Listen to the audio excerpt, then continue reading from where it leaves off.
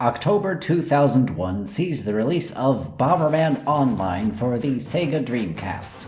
This one was exclusive to North America, which is very odd.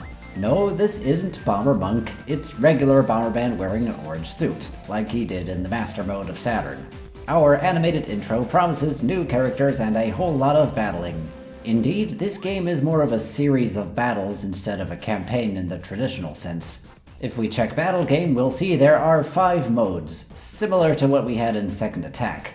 I'll get to those modes soon, but the main draw here is in the game's title. This game can be played online with Sega's internet services that ran at the time. Because of lag, the game uses a judge system to determine if you get a power-up you picked up or not. For some reason, it uses this system offline as well. Our victory minigame is karate, and let's have a look at our normal game.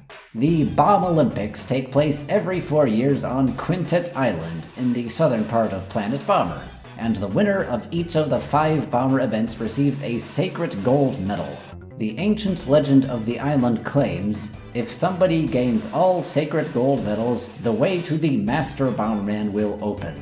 Bomberman has been training hard under the waterfall and sets out to challenge the 5 champion teams and win the Bomb Olympics. Immediately, we can choose between the 5 game modes. Let's start with Thunderbolt Power Plant, which uses survival rules, meaning our classic Last Man Standing game we know and love. The platform descends, and our opponents, the Electric Dragons, are ready to fight. And get used to this voice.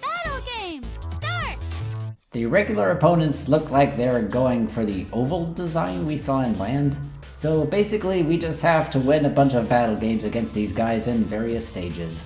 After 3 stages, we can advance to the championship battle against Thunderbomber, who has a bad habit of using this attack. Or right when you think you got him, he just turns invincible and throws rubber bombs and jumps somewhere else, and you gotta chase him down again. But we beat him and receive the gold medal.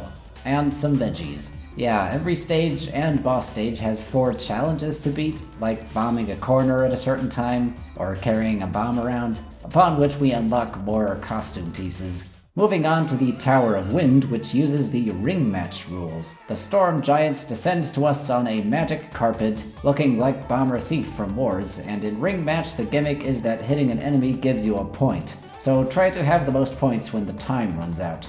Also, bombs project their explosion range and have a countdown, making it easier to avoid taking damage. 3 stages later, Aladdin Bomber emerges from his lamp to fight us. We damage his lamp as he tries to push us off with wind, but we persevere and receive another gold medal. Onwards to Diamond Canyon Excavation Point, where we face the Iron Bulldozers. Here the game goes by panel paint rules, meaning every explosion paints floor panels in your color. Die once and you respawn, but lose all your colored panels. Have the most panels in your color when time runs out to win. Up top, we fight against Bomber Gunrock, who uses a ground pound to detonate bombs early, but he's beaten without too much difficulty. In Submarine Patrol Base, we fight against the Princess Mariners with the very odd submarine rules. It takes place in 2 separate rooms for you and the opponents. Place a bomb, and once the countdown is half over, the bomb will transfer over to the same spot in the other room, making for a confusing but fun challenge. In the championship battle, we fight Bomber Mermaid. Next medal obtained, we finally go to Volcanic Training School to fight against Red Phoenix. We use Hyper Bomber rules, meaning the goal is to collect enough target spheres and head to the big portal in the middle to win. At last, we battle the Bomber Brothers, who go down in dramatic flames. With all 5 medals, Bomberman opens the Rainbow Pillar, gets another medal, and becomes the Master Bomberman. Roll credits, the end. Overall, an interesting twist to the battle mode. Sadly, we won't ever see most of these modes again. December 2001, and we have Bomberman Cart for PlayStation 2, released in Japan and Europe, but not in North America. About time we got another one of those. So remember how Fantasy Race had something pretty unique going on with the Louis? How's about we toss all that out the window and have a bog standard kart racer instead? Also, no story from what I can tell, so not all that much to talk about. Our characters are using the oval design from Land, and the different colored characters are a bit more unique. Red is a baby, gold is big and is said to be rich, pink looks a lot like Pretty Bomber. Wait a minute. That is Pretty Bomber, but they localized her name to Pink because they didn't know she's already a character. Hey, at least it ain't Ms. Flashy. We have different carts with different stats, and courses that are much more empty than Fantasy Race, for lack of a better word. No more bombing on command, we only pick up items. And getting behind somebody to boost is new. Yeah, not much happens here. There are challenges, and this Rocket League, 14 years before Rocket League, but without rockets. And it has our standard Bomberman battle mode, but that's about it. Sad to see the mounts go in favor of just being another kart racer. Released the exact same day in December is Bomberman 64. The reason I'm not calling this one Bomberman 64. Exclusively in Japan for the N64. It's usually given Japan in parentheses to distinguish it from the other one, 64 Japan. Luckily, there is an English fan patch for this one. We immediately notice it uses Oval Bomberman, and the menu gives us 5 options. High scores is self-explanatory. Panic Bomber is, well, Panic Bomber. It's been a while. No campaign though, just a mode to play with your friends or the computer. Same Game is a straightforward minigame where you remove clusters of the same color in the correct order and try to clear the screen.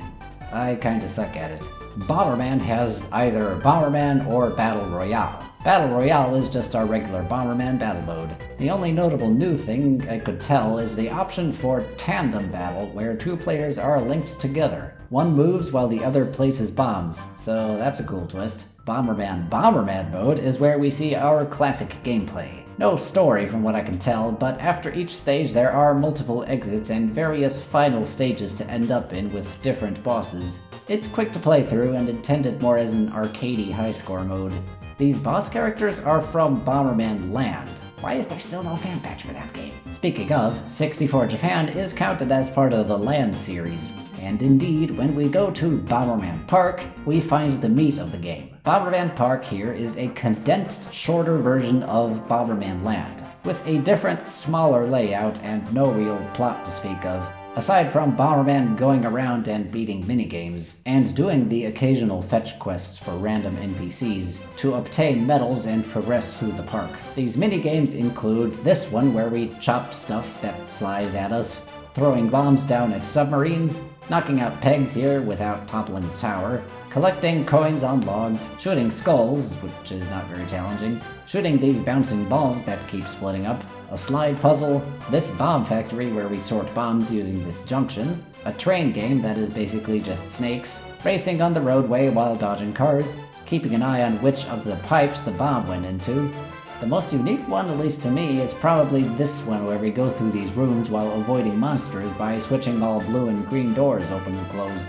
And harder versions of all of them. A taller tower, more stuff being thrown at you, a bigger slide puzzle, you get the idea. The goal is to beat a certain high score in every game to get the medal.